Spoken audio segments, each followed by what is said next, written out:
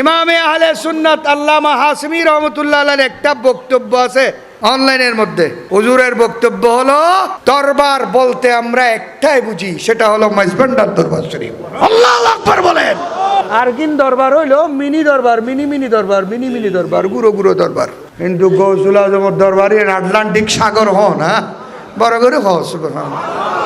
আরেকটা বক্তব্য আছে হুজুরের, হেই মুনাফিকরা, এই পৃথিবীর জমিনে দিন ধর্ম প্রতিষ্ঠিত হয়েছে মসজিদ থেকে নয়, আল্লাহর ওলিদের মাজার থেকে।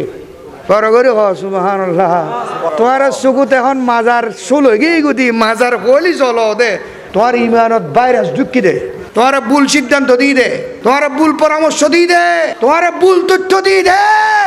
বাংলাদেশের চট্টগ্রামত মাজার আছে না উদো, মুসা আলাইহিস সালামের মাজার আছে না নাই, ইব্রাহিম আলাইহিস সালামের মাজার আছে না নাই, জকরিয়া আলাইহিস সালামের মাজার আছে না নাই, হারুন আলাইহিস সালামের মাজার আছে না নাই, ইউসা ইবনে নুনের মাজার আছে না নাই, ঈসা আলাইহিস সালামের মাজার, ঈসা আলাইহিস সালাম তো আসমানে, কিন্তু এখনো বেতেলহাম বাইতুল্লাহাম ঈসা আলাইহিস সালামের জন্মস্থান যেটা, সেটা ইতিহাসের পাতায় লেখা আছে। বড় করে বলুন সুবহানাল্লাহ।